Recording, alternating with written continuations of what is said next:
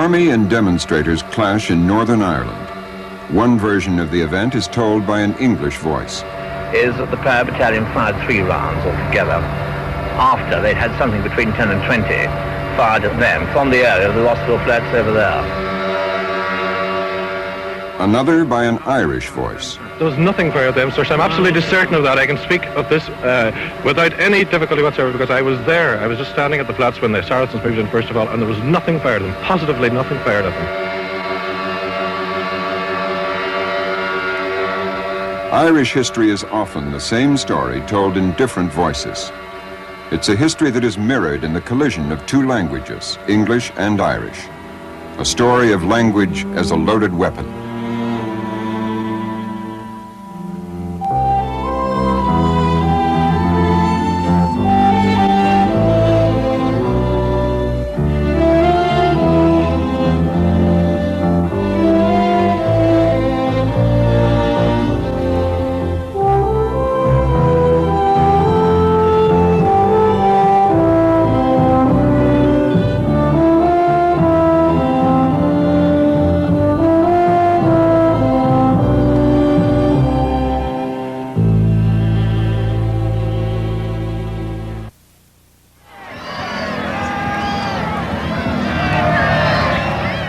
(1922), British troops on the streets of Dublin. British rule has been marked by centuries of bloody conflict. Irish against British, Catholic against Protestant. In the language battle between English and the Irish mother tongue, English may have won, but in the process it has been subtly transformed by its Celtic neighbor.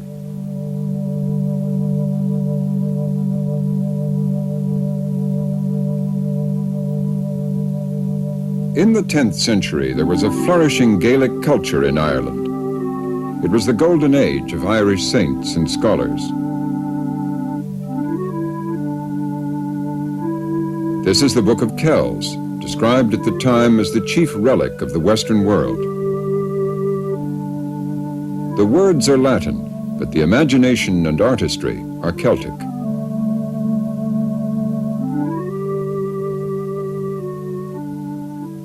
Outside the monasteries, Ireland had one of the oldest written vernacular literatures in Europe. Today, Gaelic Ireland survives mainly on the west coast, in what's known as the Gaeltacht. Here in County Mayo, the people speak Irish Gaelic.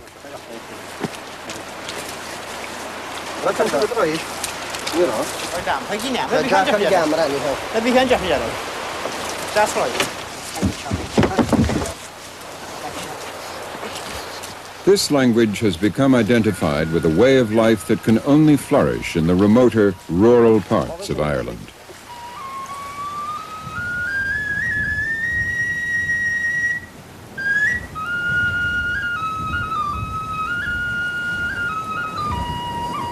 Kilgalligan tar malsha, Kilgalligan.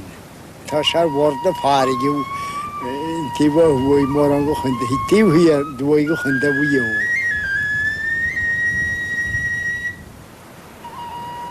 John Henry, or Sean O'Henyry, as he's known in Gaelic, is a storyteller, or Shonachie. He is renowned as one of the best fishermen in Kilgalligan.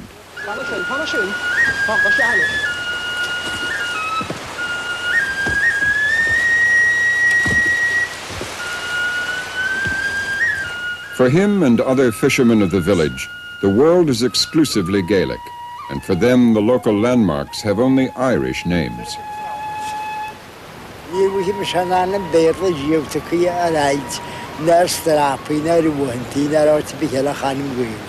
Heart and shaw.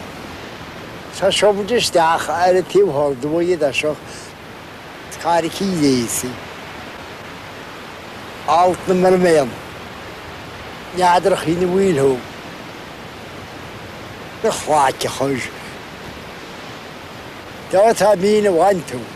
Charlotte then Murdut Farland dealing ye, the virulous Shanini.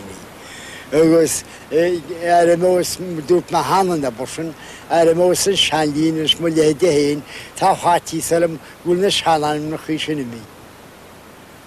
Agus is mór a cháile.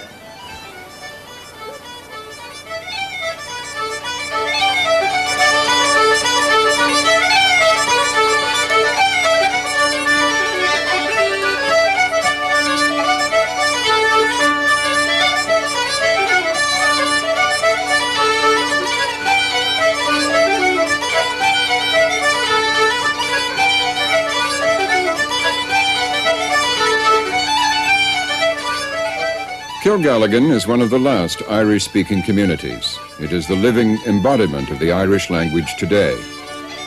The poet Seamus Heaney knows English and Irish. The Irish language is not dead. It's sort of on hold, I would say. It's of mythic importance, insofar as a myth is an explanation of how things began, how things turned out, why we are as we are.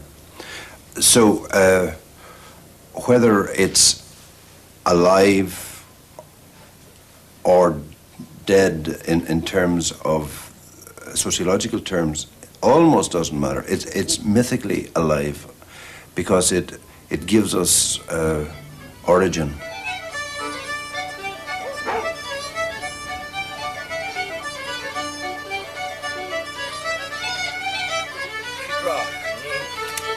At low tide in Kilgalligan, Pat Linney and his wife Mary are gathering cockles.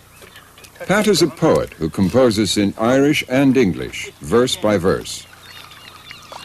Brón a scéala star na héans níor páirtar beag an chuas brón. Het na míte agus déag na céit agus franiún éigor faoi líb chamceáin.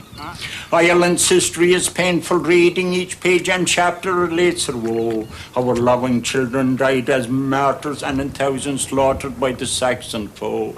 Shengalar now with the dog with crouch. Sechad law with that he left from the nail. The Kate blinds with the geary searcher. I tell you, it's just the history of Ireland in a nutshell, as you might say. Well, it's the truth anyway. The truth is bitter. The truth is bitter. You're Rashid Arf. Well, it's good bless your groove, and you're on wash, kid. I got on food on food. So, chef food, touching. Yeah. Tom. I'm the last around here, I think. And, well, I am. I think I'm the last, link with the old poets now, the last. When I'll die, that's the end of it. If when I'd meet St. Patrick, maybe he'd ask me to recite or to compose a verse. Pat Linney is part of a rich oral tradition. Handed down on the lips of poets and storytellers, Irish Gaelic is still an important expression of Irish loyalty. Well, it means a lot because, first and foremost, it's my native tongue, the Gaelic.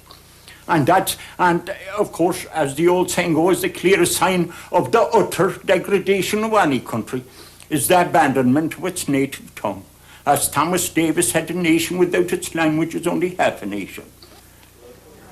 Well, Sean. Come on, away. And this lovely land by God's command, a nation once again. The serfdom's yoke and the barrier broke, triumphant shall we be. Our cause is just, to fight we must for faith and liberty. And Fugru Biagela. A trascot na céta, an ceol even nérach glán agus slíw. Brat glas na héiden ag falún sa géri, for is frame for the land. The soldiers sang our national anthem, will re-echo from shore to shore, and our flag of green in esteem.